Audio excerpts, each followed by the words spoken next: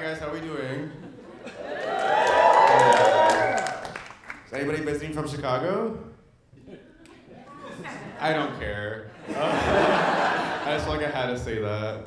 How's everybody's day job going? Is it great? Is it a vibe? What do you do for work? You look pretty cool.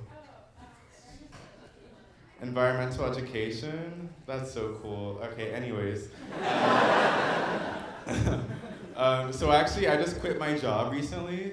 And if you guys are wondering, I was actually a barista at a very small underground independent cafe that if I said the name, it wouldn't ring a bell.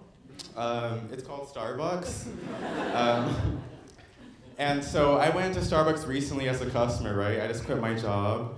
And my go-to drink is like a pink drink, you know, pretty femme. Masculine if you get light ice. And so I go in and I get a large black coffee, and this barista, she's missing a few teeth, right? Important for the story, I swear. And so I asked her, can I get a large black coffee? And she goes, a large and a black. That's how I take it. I'm like, ma'am, can I please just get my coffee?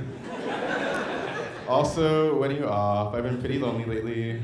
I'm honestly kind of surprised that she knew I was black, though. Someone went, huh? Whenever I tell people I'm black, they're like, okay, cool, so where from Puerto Rico are you from? And I'm like, I'm not Puerto Rican, and I'm from Wakanda. Yeah. Do you have any gay people in the audience? Woo! Alright. Security right over there. They're over there, get on.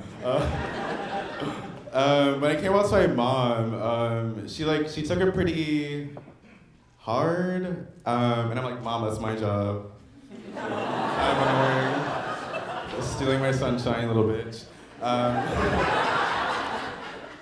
Yeah, she was like pretty confused when I came out to her. She was like, what do you mean you're gay? You watch this one moment on TV all the time. I'm like, Mom, that's RuPaul. Yeah, honestly, like, homophobia is obviously, like, pretty bad for being gay, you know? I feel like such a hero saying that. Homophobia is kind of bad. But honestly, I feel like the worst thing ever, worse than homophobia, is actually allyship. It's pretty cringe.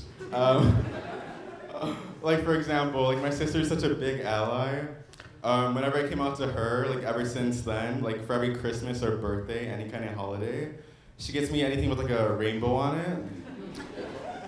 And I'm like, oh my god, thank you, fag. And then my grandma does the opposite. She's homophobic, so ever since I came out to her, for every holiday and like birthday, Christmas, etc., ever since I came out to her, she gets me a get well soon card. Yeah, my grandma's not just homophobic though, she's like old school homophobic. And so she thinks gay people are pedophiles, which is like kind of disgusting and gross because that's a lesbian thing. Get it right. When I came out to her, it was actually it was a restaurant. It was a really nice restaurant. What was the name? McDonald's.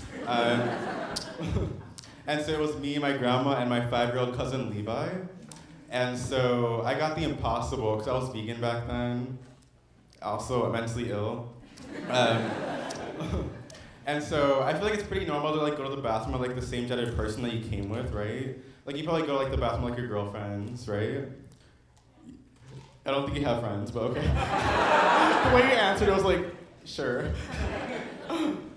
So I went to the bathroom with my 5-year-old cousin Levi, right? And so I had the impossible, to be clear, which is like a vegetarian like patty. And I'm pretty sure they call it the impossible because it's impossible to get out of your system within 2 to 3 business days. And so me and my cousin, we go to the bathroom, and I take a pretty long time because, you know, I'm shitting. And I come back like after like 5 minutes, and my grandma, she looks at me with like the biggest bulging eyes. Like she saw the biggest dick or something. And she's like, you were in the bathroom with Levi for a very long time. Oh my god, is right. She was like, what were you doing?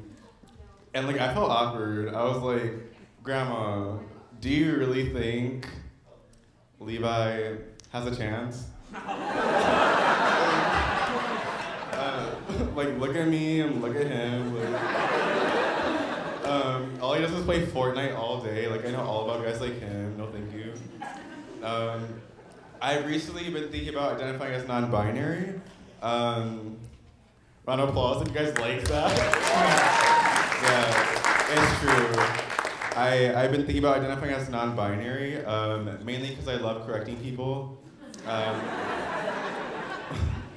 Like, if someone like comes up to me, they're like, "Oh my God, I love your outfit, King." I'm like, "Oh, thanks, but no." And they're like, "Oh, sorry, Queen." I'm like, "Get it right." And they're like, "Oh, so sorry, what are your pronouns?" I'm like, "I'm not a king or a queen. Get it right, I'm a peasant." So, I'm currently on all the dating apps right now. Tinder, DoorDash. And do we know what sapiosexuals are? I heard one person say yeah, but I doubt it. You just have like one White Claw too many, you're like, yeah. So if any people don't know, sapiosexuals, it's like a mental illness, I'm kidding. It's like when you're sexually attracted to like someone that has intelligence pretty much.